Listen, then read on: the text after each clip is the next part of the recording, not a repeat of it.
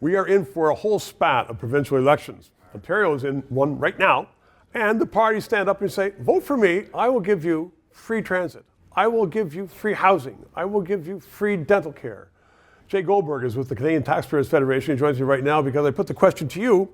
I know you're not a political scientist, which is good, but is our politics becoming non-sustainable when all politicians do is say, we aren't going to fix this or fix that, we're going to give you more, and eventually, no, we'll pay for it with somebody else's money.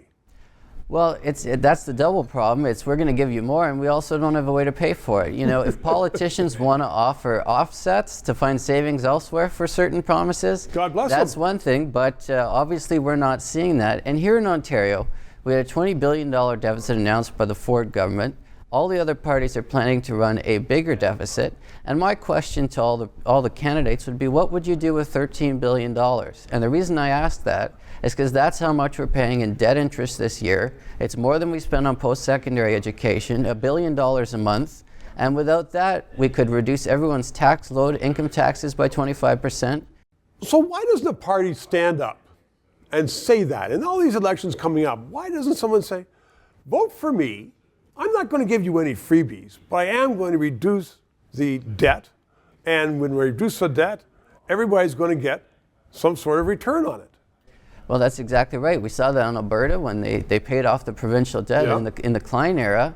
And we have seen in the 1990s, the Chrétien government helped pay down the debt, and the debt interest payments were paid as a result. So do we have to hit the wall before someone comes along and says, we can't do this any longer? And generally, people don't want to vote for politicians who are saying, you know what, we're in trouble.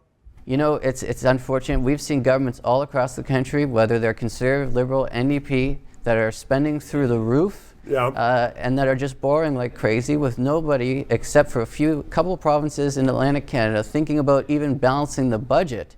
Here in Ontario, we're nowhere near that. But, I mean, it depends also on what the politicians are spending money on. If it's on infrastructure, transit and stuff, which is going to make money in the long run, no one minds. It's like getting a mortgage on a house. Well, you've got a house there. It's the freebies they're giving away. And there's lots of organizations who get money every day just to sustain themselves, and they're not doing anything. These freebies aren't sustainable, and I think what people want to know is that these freebies are paid for by your tax dollars and borrowing money from your children and grandchildren, so they're not free. It's free for no one, just the politicians making the promise. So should the Canadian Taxpayers Federation have a campaign going on saying, don't pay attention to any politicians unless they are going to reduce your debt? Absolutely, we need politicians to reduce our debt. We haven't seen any here. We haven't seen them at the federal level, but we're looking forward to seeing more politicians wanting to actually solve the debt problem. Jay, thank you very much. Send this one around so other people know about it. Thanks, 3 minutes.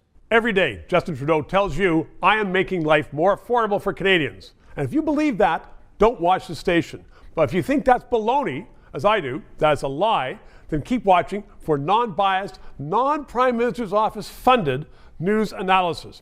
To keep us on the air, please donate. PayPal or send a check. 303 Bay Street in Toronto. We'll get it. We need the money.